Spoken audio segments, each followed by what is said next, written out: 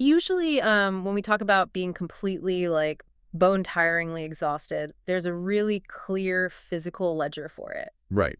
It makes logical sense. Exactly. Yeah. Like, you just ran a marathon. Or, you spent 12 hours hauling heavy oak furniture up 3 flights of stairs into a new apartment. Oh, the worst kind of moving day. Truly the worst. Yeah. But your muscles are torn, your glycogen stores are totally depleted, and your body sends this very loud biological signal saying, I am done. Yeah, the transaction makes perfect sense. Energy out equals exhaustion in. Right. But then you map that logic onto modern life, and the entire equation just, well, it shatters. It completely falls apart. Because you can sit perfectly still on a plush, ergonomic couch for like 4 solid hours. You aren't moving a single muscle except for the repetitive flicking of your right thumb. Just scrolling away. Yeah, just scrolling. Your heart rate is at resting baseline. Yet when you finally lock the screen and stand up, you feel completely drained. I feel heavy. Heavy, sluggish, totally depleted.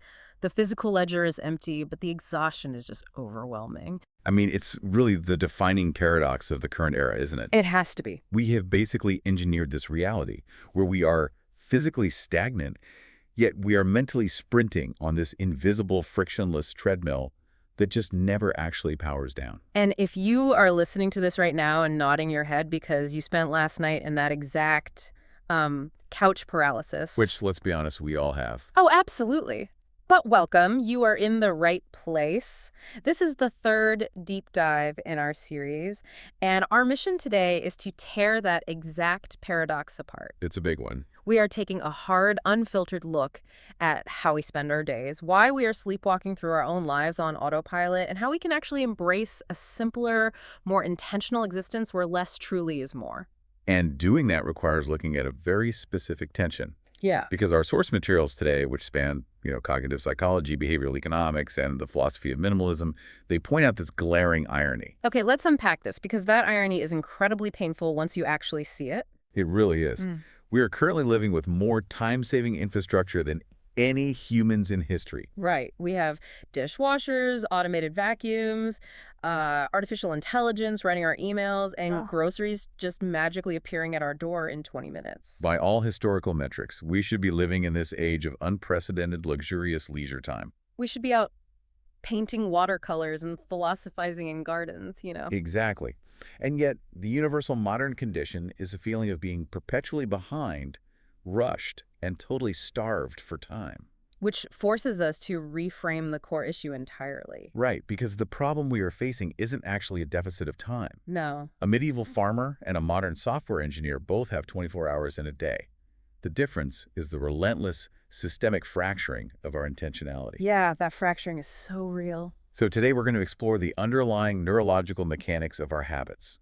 We aren't just going to outline what to do. We really need to understand why your own brain is actively working against your best interests. I want to start right in the trenches with something that has become incredibly common, but we rarely diagnose it properly. Okay. That specific couch paralysis exhaustion we just talked about, there's a colloquial term for it that has popped up everywhere lately, which is brain rot. Brain rot, yeah, it's a really aggressive term. Ew. But clinically, it actually maps onto a very real cognitive state. It's that heavy, foggy lethargy that follows prolonged, unstructured digital consumption. Right. It's when you close the app after like 70 straight minutes of disconnected 15-second videos. Just a barrage of context switching. Exactly. One video is a tragic news update, the next is a comedian, the next is someone making a sandwich. And you haven't engaged in anything meaningful. You haven't even moved. Yeah. But your brain feels like it's full of wet sand.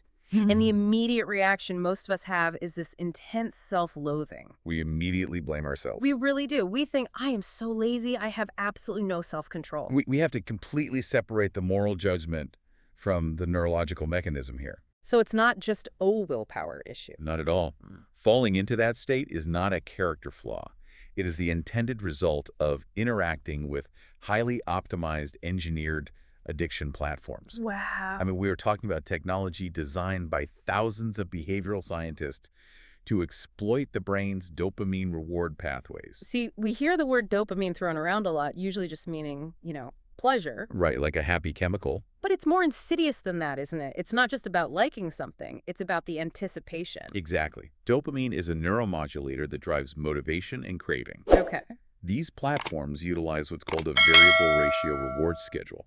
It's the exact same psychological principle behind a slot machine. Oh, that makes so much sense. Right. When you pull to refresh your feed, your brain doesn't know if it's going to get something boring, something enraging, or something hilarious. It's the unpredictable nature of it. Yes.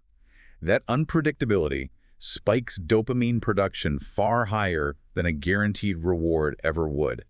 Your brain is essentially being hijacked by a microscopic casino that lives right in your pocket. So when you literally can't put the phone down, it's not because you're weak-willed, it's because your neurochemistry is actively being manipulated. Precise. There is this brilliant analogy from the sources that really brought this home for me. Let's hear it.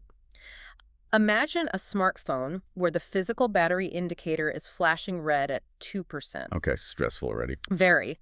But instead of trying to save power, you have 50 high-intensity apps running simultaneously in the background. Oh, wow. GPS is tracking, games are rendering, updates are downloading. The phone is literally overheating in your hand. That is exactly what is happening to our cognitive load. That is a perfect architectural map of the modern brain. Right. Because the open tabs draining your cognitive battery aren't just software, they are psychological burdens. Like what specifically? Well, they're the unreplied emails you feel guilty about. They are the subtle, unconscious social comparisons you made while looking at someone else's vacation photos. Oh, absolutely. They are the geopolitical anxieties introduced by a 10-minute doom scrolling session. Every single one of those open loops requires metabolic energy in the prefrontal cortex to keep active. So it's actual physical energy being burned. Yes, your battery is draining because you're processing an unnatural volume of fragmented information. And the scary part is how our bodies attempt to survive that overheating. Because, I mean, if you blast a speaker at maximum volume for long enough, eventually the speaker just blows out. It breaks. Our brains do something similar, which brings us to this concept of hedonic adaptation. I would argue hedonic adaptation is one of the most critical psychological concepts for anyone living in the digital age to understand. Because it explains the numbness. The way I understand it, it's essentially the brain's happy meter forcibly resetting itself just to survive a flood. That's a highly accurate way to visualize it. Okay, good. On a neurobiological level, when you constantly flood your synapses with hyper-stimulating rapid-fire entertainment, the constant jokes, the bright colors, the outrage, your brain becomes totally overwhelmed. It's just too much input. Way too much. It recognizes that this level of stimulation isn't sustainable. So to protect itself, it literally downregulates its dopamine receptors.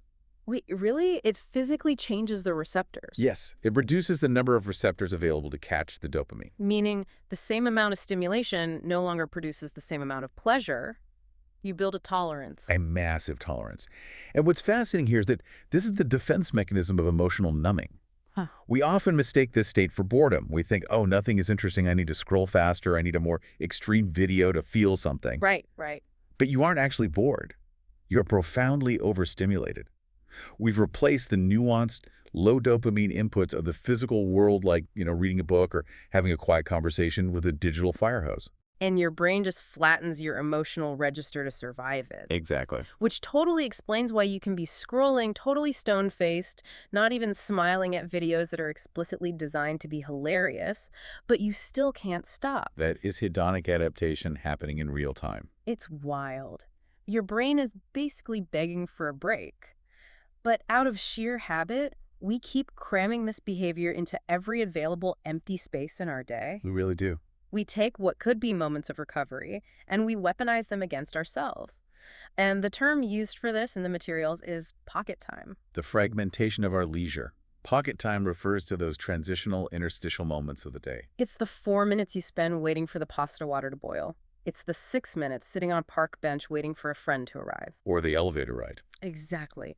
We treat these tiny pockets of time like useless pennies. They seem so small that they have no value, so we just throw them in the trash by pulling out our phones and scrolling. But the mathematics of pocket time are staggering. How so? Well, if you tally up those 4-minute and 6-minute increments over a week, you are looking at hours of discarded potential. Hours. Hours. If you actually gathered those metaphorical pennies, you could invest them. You could read 20 pages of a novel a day. You could practice a language. Or, perhaps most importantly, you could just practice being present. Yes. You could let your nervous system downregulate. Just looking out the freaking window. Exactly. But the reflex to pull out the phone is just so deeply ingrained. And this is where I think a lot of self-help advice completely falls flat. In what way?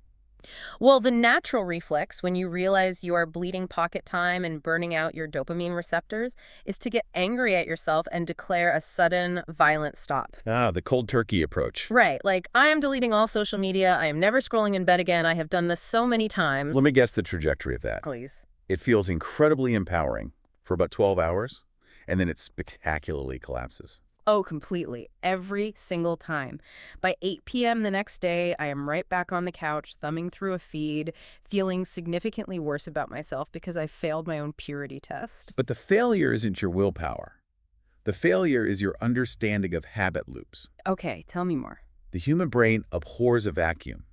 When you have a deeply entrenched habit, there's a specific neural pathway etched into your basal ganglia. Right. It consists of a cue, a routine, and a reward. So the cue is feeling slightly bored waiting for the elevator. The routine is pulling out the phone. The reward is a micro distraction. So when I say I'm just going to stop, I'm completely ignoring the cue. You are leaving a massive behavioral pothole. The cue, that boredom still happens, but now you have no routine to respond to it. And the brain panics. If you don't intentionally give it a new option, a new behavior to fill that void, the brain will always take the path of least resistance. Which is the old, heavily paved neural pathway. Exactly. You cannot simply remove a bad habit. You must replace it. Replace, not remove. So the strategy totally shifts. Instead of a negative boundary like, I will not look at my phone when I'm waiting for the bus, it has to be an active, positive replacement. Precisely. Like, when I feel the urge to pull out my phone at the bus stop, I will instead open my Kindle app and read exactly one paragraph of a book. You keep the exact same cue, but you deliberately hijack the routine. I love that. But even replacement requires effort, To make it sustainable, we have to look at the physics of behavioral design, specifically the concept of friction. I found this concept so incredibly practical because it essentially asks you to weaponize your own laziness. Humans are remarkably efficient creatures, which is just a polite way of saying we default to whatever requires the least amount of caloric and cognitive energy. Very polite. So if you want to change a behavior, alter the environment to change the energy cost. Add friction to the bad habits and remove friction from the good ones. Let's break that down with the scrolling in bed issue because that's such a universal struggle. It really is. If your phone charger is right on your nightstand, the friction to scroll at 1 a.m. is absolute zero. You literally just extend your arm. Right. But if you move that charger into the kitchen, You have suddenly introduced significant physical and psychological friction. huge amounts. Because if the urge to scroll hits you, you now have to throw off the warm blankets, put your feet on the cold floor, walk down a dark hallway, and stand in the kitchen. The cognitive cost of the bad habit is suddenly much higher than the reward it offers. And most of the time, your brain will simply decide it isn't worth the effort and you'll just go back to sleep. You're outsmarting your future impulses. And it works in reverse too, right? Absolutely. Like if you want to start journaling, but your journal is buried in a desk drawer under a stack of mail, that's friction. You won't do it. It's too much work to start. Right. But if you leave the journal open on your kitchen counter with your favorite pen resting right on top of it, the path of least resistance now leads directly to the good habit. You don't have to make a decision to start, because the decision was already made by your past self. It's environmental architecture. But sometimes friction isn't quite enough to break the deep numbness of hedonic adaptation. No, sometimes it isn't. Sometimes you need a systemic reset. And this is where the argument for the mini digital detox comes in. Which always sounds so intense to people. It does. People hear digital detox and they instantly picture, like, throwing their laptop into the ocean and moving to a silent monastery in the woods. Right. But it doesn't require a radical lifestyle change. It just requires deliberate, bounded periods of absence. Okay, so what does that actually look like? We are talking about taking your phone, Yeah. turning it completely off, and putting it in a drawer in another room for just 3 hours on a Sunday afternoon. Just 3 hours. But honestly, the withdrawal is real. Oh, it is visceral. The first 30 minutes of that feel like genuine panic. I've done it, and I found myself physically patting my pocket every 4 minutes looking for a device that wasn't there. It feels incredibly uncomfortable. That discomfort is the literal feeling of your dopamine loop being severed. It's withdrawal. Wow. But if you push through that initial anxiety, Something profound happens to the parasympathetic nervous system. Tell me. That baseline of relentless overstimulation we discussed earlier, it finally begins to recede. Your cortisol levels drop, the artificial urgency of the digital world fades away, and the physical reality of your actual room comes sharply into focus. You actually hear the refrigerator humming. You notice the light shifting on the wall. It's like a deep breath for your entire cognitive system. It really is. But I will say, there is a very uncomfortable side effect to this silence. The confrontation. Yes, the confrontation. Because once you strip away the digital noise, the scrolling, the constant distraction, you are suddenly left sitting in a quiet room, staring directly at the incredibly important, difficult work that you have been aggressively avoiding. The silence strips away your excuses. It totally does, and you come face to face with the ancient enemy, which is procrastination. We tend to view procrastination as this very modern failing, like it's just a symptom of having too many screens. Right.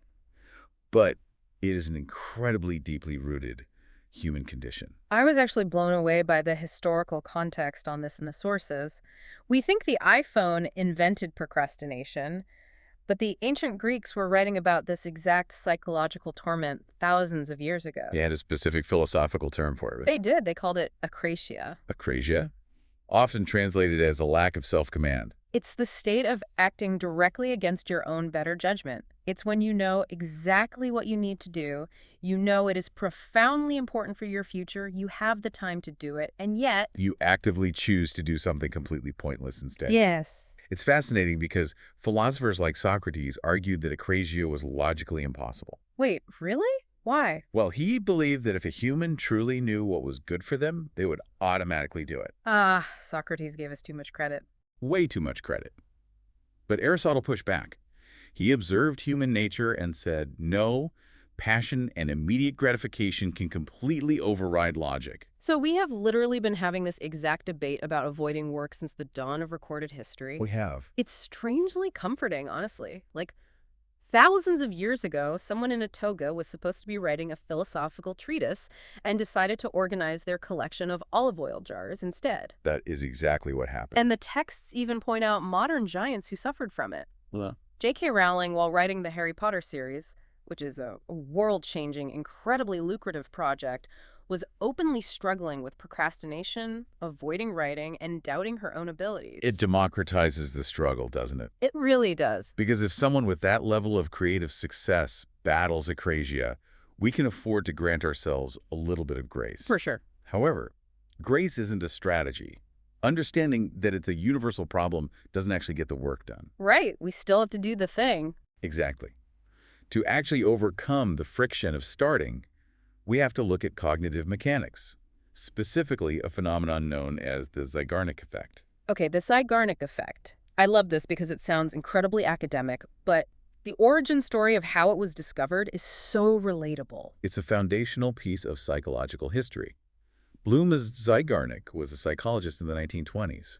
The story goes that she was sitting in a bustling cafe in Vienna, just observing the waiters. Right. She noticed that these waiters could remember incredibly complex multi-item orders for large tables without writing anything down. They held the entire order perfectly in their heads. Which is impressive on its own. Totally. But the second the food was delivered and the bill was paid, that memory just vanished. If you asked them 5 minutes later what the table had ordered, they had absolutely no idea. Which led Zeigarnik to a profound realization about human memory and cognitive tension. And what was that? The Zeigarnik Effect posits that the human mind strongly resents uncompleted tasks. When a task is initiated but not finished, it creates a state of cognitive tension. The brain holds that incomplete task in active memory, constantly nagging at you to finish it so it can finally close the loop and relax. The best analogy for this from the texts is a computer's RAM, the short-term memory. Yes, exactly. When an application is running, it takes up RAM. When you finally close the application, the RAM is freed up. The Zeigarnik Effect is essentially your brain refusing to close the application until the task is marked done. So how do we apply a 1920s cafe observation to modern procrastination? We completely redefine the goal. Yes, because when we procrastinate, we are usually paralyzing ourselves by looking at the massive final deliverable. The brain sees Write a 5,000-word dissertation, and the Uh-huh. amygdala, the fear center, just lights up. It perceives that massive effort as a literal threat. Right, so it triggers avoidance behavior. We scroll social media to soothe the anxiety of the threat. The application of the Zeigarnik Effect here is a trick of cognitive reframing. You remove the pressure of the final product entirely. Your only objective, your sole metric for success, is simply to initiate the action. You don't aim to finish the report. You don't even aim to write a good paragraph. Your goal is strictly to open the document and type one single sentence. That's it. That's it. Because the moment you type that one sentence, you have opened the psychological loop. The task is now officially incomplete rather than unstarted. Precisely. The cognitive tension kicks in, and the brain's natural desire for closure will actually start pushing you forward. So getting started isn't half the battle. Neurologically speaking, it is about 90% of the battle. You are overcoming the static friction of rest. Yes. I hear that, and it makes sense, but I'm not entirely convinced that always works in reality. Why not? Because the excuse people use, well, the excuse I use, isn't always fear of the big project. It's the illusion of needing the perfect setup. I tell myself I'll start, but not yet. My desk is messy. I haven't had my coffee. I only have 25 minutes before my next meeting, and I need a solid, uninterrupted 3-hour block to really dive into this. The perfectionist delay. It's a very sophisticated form of self-sabotage, masquerading as professionalism. It totally is. And the analogy the texts used for this absolutely shattered me. Let's hear it. Waiting for the perfect, uninterrupted block of time with the perfect conditions before you start a project is like sitting in your car, in your driveway, refusing to put the car in drive until you can verify that every single traffic light between your house and your destination has simultaneously turned green. Which is a mathematical impossibility. You will literally sit in your driveway until you die. The perfect conditions do not exist. They never do. To bypass this, we have to employ the 10-minute rule.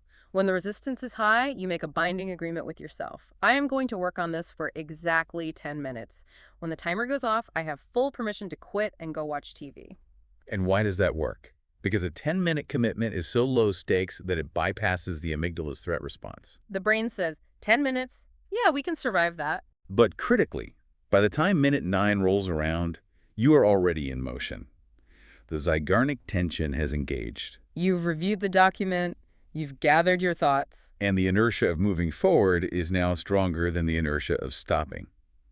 Most of the time, you'll just keep working. Okay, so we've hacked the brain to start. We are in motion.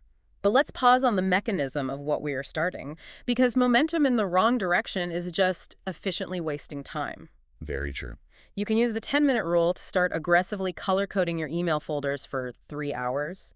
You feel busy, you feel exhausted, but you haven't actually accomplished anything meaningful. Being busy is the most dangerous disguise of the unproductive mind. Ooh, yeah. This requires a rigorous system of task triage. This is where we must dissect the Eisenhower matrix. I feel like everyone has seen some version of this, the box with 4 squares. But people rarely use it correctly because they conflate urgent with important. That conflation is the root of modern workplace anxiety. Let's break the matrix down deeply, because the psychological traps in each quadrant are very distinct. Okay. The matrix filters tasks through 2 distinct lenses. Urgency, meaning it has a time-sensitive deadline, and importance, meaning it contributes significantly to your long-term goals or values. So quadrant 1 is urgent and important. This is the crisis zone. Exactly. The server just crashed.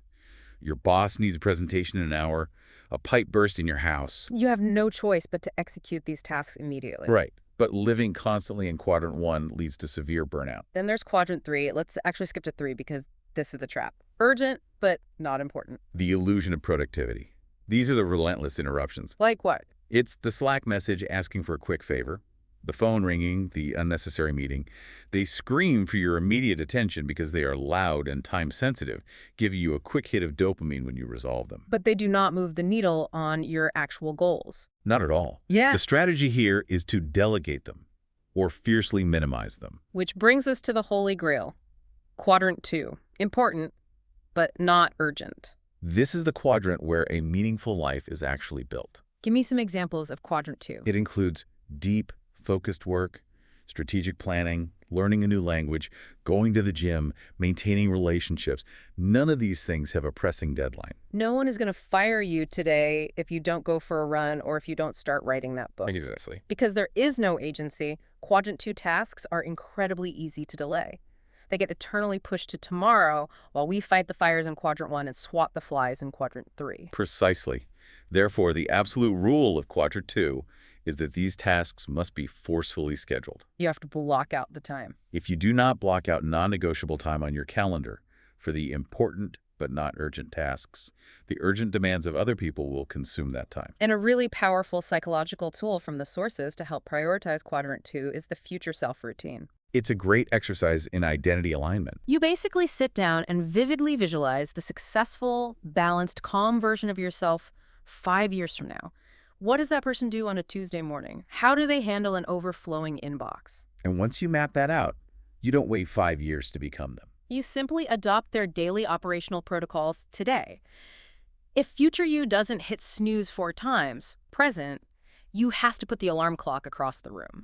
You are reverse engineering your future identity into daily habits. Brilliant. But let's be pragmatic. Identity alignment requires structural support.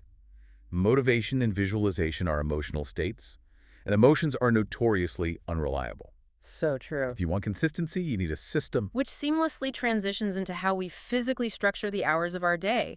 We are moving from the psychology of habit to the architecture of routine. And everything starts with the morning. Now, hustle culture has severely warped our perception of what a successful morning looks like. The narrative of the extreme morning routine is pervasive, and for most people, entirely counterproductive. Here's where it gets really interesting, because we are sold this idea that if you aren't waking up at 4:15 a.m., taking an ice bath, drinking a kale smoothie, and reading a biography of a CEO before the sun rises, you are already losing the day. It treats the morning like a brutal military boot camp. But if your routine feels like a punishment, your brain will inevitably rebel, and you'll abandon it by Thursday.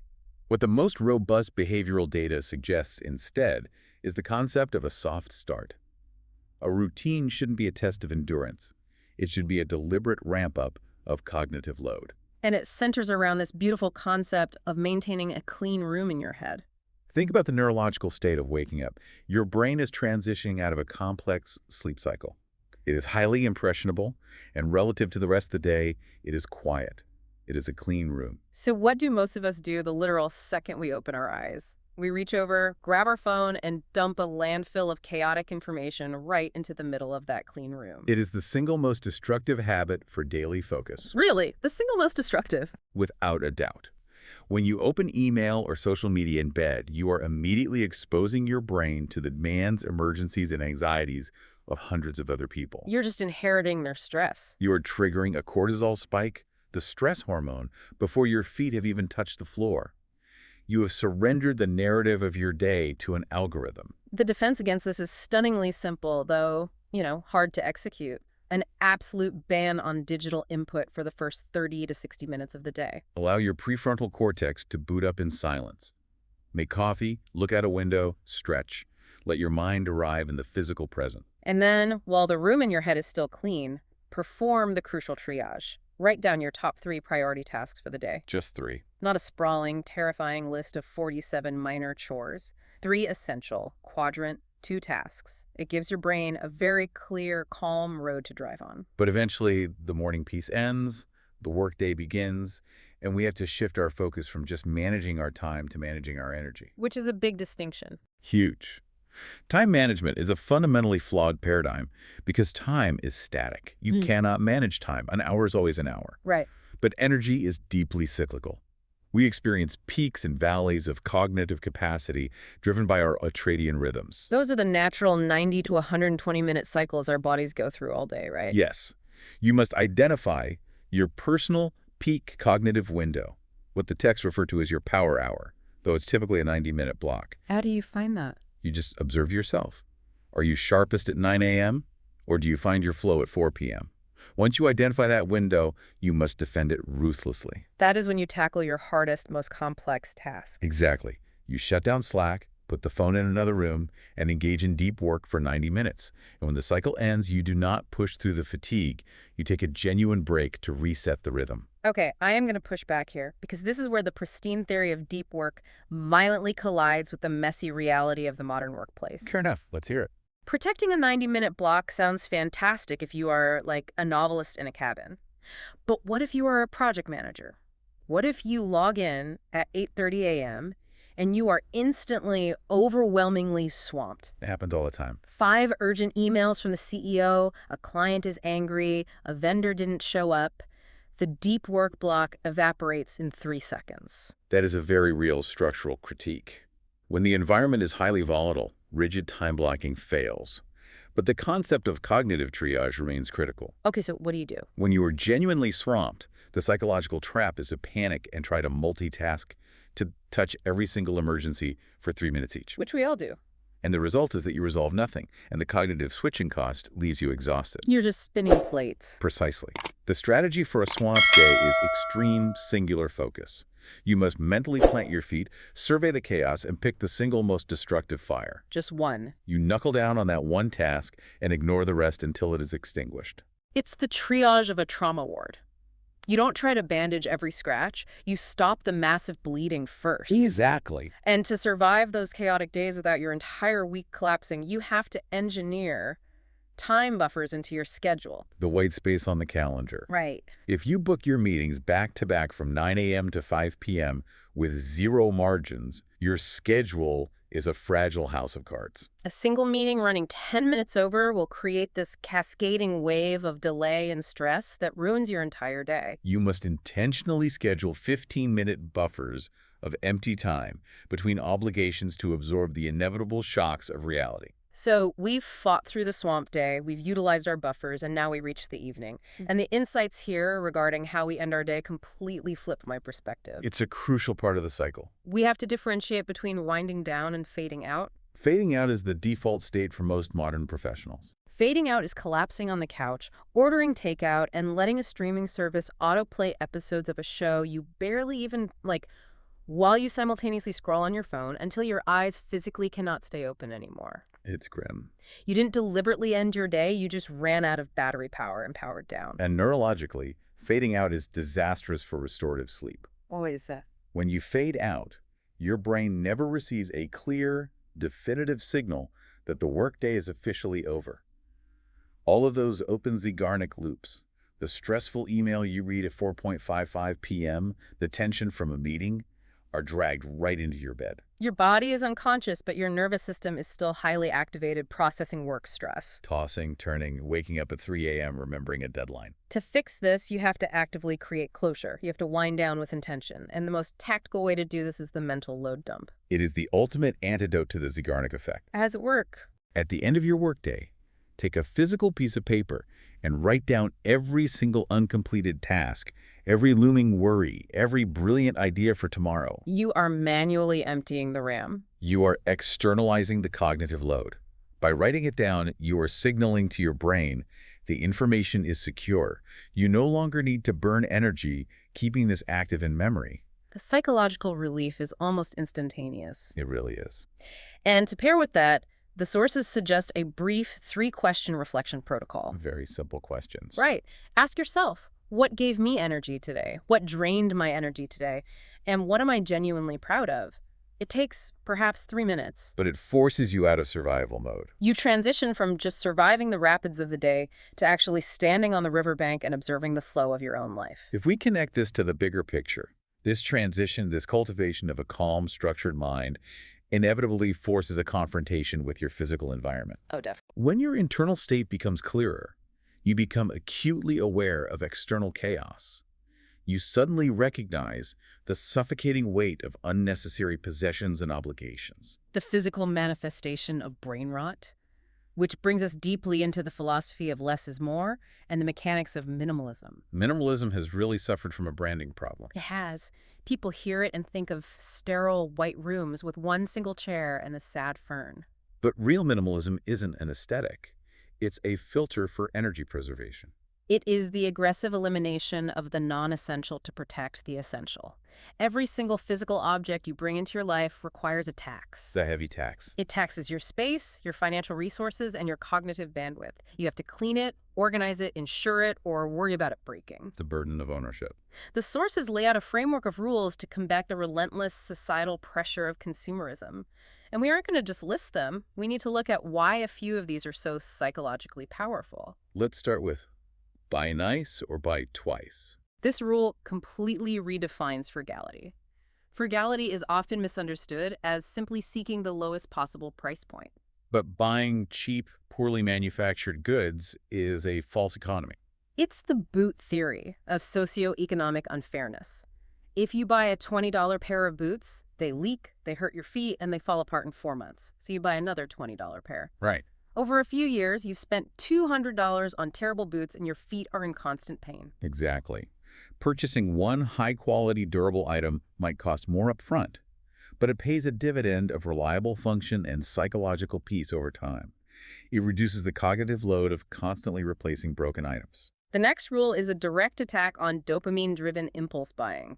Wish list and wait, or the 48-hour rule. This is a highly effective circuit breaker for the habit loop of online shopping. Because it's just too easy now. When we see an item online, the friction to purchase is artificially zero. One-click buying is designed specifically to prevent you from using your prefrontal cortex to evaluate the purchase. You see the item, dopamine spikes, you click buy, and you get the immediate reward. The trick is to separate the discovery of the item from the purchase of the item. When you see something you want, you don't deny yourself, because denial creates friction and longing. Instead, you say, yes, I will buy this, but I'm going to put it on a list and wait 48 hours. You park the desire. By enforcing a mandatory cooling-off period, you allow the neurochemical spike of the impulse to dissipate. And what usually happens? When you look at the item 2 days later with a calm baseline, the false urgency is gone. More often than not, you realize you didn't actually want the object, you merely wanted the dopamine hit of the transaction. It's like magic. The desire just evaporates. And if you still want it, the next filter is have a why before you buy. And let's be clear, because it's 40% off is not a valid why. A discount is a marketing tactic, not a personal utility. This rule forces you to articulate the functional purpose the item will serve in your life. Does it solve a specific recurring problem? Does it directly facilitate a hobby you already actively engage in? If you cannot articulate a robust why, the item is just future clutter. Which ties into the psychological trap of the closet ghost. We all have this. The expensive jacket you bought 3 years ago for a fantasy version of yourself. Yes, the fantasy self. You never wear it, but you refuse to donate it because of the sunk cost fallacy. Every time you open your closet and see it, it shoots a tiny dart of guilt and regret right into your brain. It occupies physical real estate and emotional bandwidth. If an item doesn't evoke a clear, positive utility or aesthetic joy, it is actively draining your energy. But the act of clearing out this clutter, saying no to the endless accumulation of things and the endless invitations to events, opens up the space for a massive psychological shift. The shift from FOMO to JOMO. FOMO, the fear of missing out, is an anxiety state heavily exacerbated by social media. It is the constant low-grade terror that everyone else is living a more exciting, more connected life than you, and that by staying home, you are failing socially. But when you actually start living intentionally, you unlock JOMO, the joy of missing out. I love it. It is the profound, quiet rebellion of disconnecting. It is the deep satisfaction of knowing there is a loud, expensive party happening across town and being utterly thrilled that you are on your couch reading a book in silence. JOMO is the emotional harvest of the minimalist mindset. You no longer derive your self-worth from your level of hyper-availability or the volume of your social calendar. You find sufficiency in the present moment. And to protect this peace, especially from the stress of modern finances, the sources advocate heavily for pre-commitment strategies, specifically financial automation. The Ulysses Pact for your bank account. Precisely. If you rely on discipline to save money at the end of the month, you will fail, because willpower is exhaustible. Instead, you automate the behavior. You set up systems so that the very day your paycheck clears, a percentage is automatically routed to savings and fixed bills are automatically paid. You remove the human element, the temptation, entirely. It enforces living below your means and acts as a bulwark against lifestyle inflation. The system does the heavy lifting so your brain doesn't have to. We've covered incredible ground here. We've deconstructed the slot machines in our phones. We've learned how to trick our brains into starting difficult tests. We've built buffers into our schedules, and we've audited our closets. It's a lot. But we have to zoom out. So what does this all mean? Why do we expend so much cognitive effort trying to optimize our routines and simplify our spaces? We do it because of the math, the ultimate, unarguable reality of human existence. Okay, lay it on me. If you live a relatively healthy average lifespan, you are granted roughly 4,000 weeks on this planet. 4,000 weeks. That number is deeply unsettling. It's so small, you can visualize 4,000 of something. It fits in a jar. It shatters the illusion of infinite time. Time is the only truly non-renewable resource in the universe. If you make a terrible financial decision, you can eventually earn the money back. If you lose an object, you can buy a replacement. But you cannot, under any circumstances, negotiate for a single second of lost time back. When a week is spent, it is permanently extinguished. It makes the reality of brain rot and spending 3 hours a day scrolling through strangers' arguments online seem not just like a bad habit, but like a genuine tragedy. It really is. Yeah. The sources propose a brutally clarifying thought experiment to test how we are spending those weeks. The deathbed test. A perspective alignment tool. Fast forward to the end. You are 90 years old looking back. Are you going to be intensely proud that you maintained a perfect inbox zero status at your mid-level corporate job? Definitely not. Are you going to be thrilled that you aggressively argued with a bot on a social media platform? No. The superficial urgencies evaporate. You are going to care about the depth of your relationships, the quiet moments of awe you experienced, and whether you actually lived according to your own values. It exposes the danger of the word someday. Someday I'll take that trip to Italy. Someday I'll learn to play the piano. Someday, when work slows down, I'll spend more time with my kids. Someday is the most dangerous lie we tell ourselves. It's a mechanism of comfort. It allows us to feel the warm glow of having dreams without the terrifying vulnerability of actually taking action today. We operate under the delusion that there will eventually be a clearing of the decks, a magical future moment where all our chores are done, all our emails are answered, and we finally have the perfect, uninterrupted time to start living. But the decks are never clear. The emails never stop. The perfect time is a mirage. If you wait for the perfect time, someday simply becomes never. You have to start living the life you want right now in the middle of the mess and the imperfection of a Tuesday afternoon. And we must recognize that a meaningful life isn't solely defined by massive cinematic achievements. It isn't just about writing the great novel or climbing the mountain. The true yield of discipline and intentionality is presence. There is a beautiful, quiet anecdote in the materials that perfectly captures this. It's just a person walking home from a mundane day. They are a bit tired. But they notice the specific angle of the afternoon sunlight hitting the pavement. They feel the temperature of the air. They just stop for a second, take a deep breath, and think, if this isn't life, I don't know what is. That is the ultimate goal. We don't build routines, limit our screen time, and clear our clutter just to become hyper-productive machines. We do it to strip away the numbing noise so that we become grounded enough to actually feel our own lives happening to us in real time. To notice the small, exquisite details before the 4,000 weeks run out. To actually be awake for your own life. Therefore, if you're listening to this right now, I want to pose a direct challenge to you. Let's hear it. Look at your life this week. Are you actively steering the ship, or are you drifting on the autopilot of engineered distraction and societal expectation? If your dream is a direction, what is one gentle step you can take toward it this week? What a profound place to land. As we wrap up this third deep dive, let's retrace the map. We started by dissecting the neurochemistry of brain rot and the slot machines in our pockets. We learned that to reclaim our attention, we have to replace habits, not just delete them. Right, by manipulating environmental friction. We confronted the ancient ghost of Akrasia, learning to bypass our own fear by using the Zeigarnik Effect and the 10-minute rule to just start the work. We redefined the morning routine not as a boot camp, but as a clean room, and explored the messy reality of triaging a swamped day. We embraced the quiet rebellion of Jomo, cutting through the clutter to protect our peace. And we anchored it all in the sobering, beautiful reality of our 4,000 weeks. We have journeyed from the microscopic firing of dopamine receptors to the macroscopic philosophy of how to spend a human life. And I want to leave you with one final lingering thought to dissect on your own. Go ahead. We established that where you direct your attention is ultimately what your life becomes. Mhm. Therefore, if time is just a mirror of your true priorities, what does your calendar say is the most important thing in your life right now? And more importantly, are you okay with that answer? That is going to keep me up tonight. Thank you so much for joining us on this deep dive. I hope it shifted your perspective as much as it shifted ours. Your challenge for today is simple. Take back just one piece of your pocket time. The next time you find yourself waiting in line, leave the phone in your pocket. Just stand there, look around, take a breath, and be present. We will catch you on the next deep dive.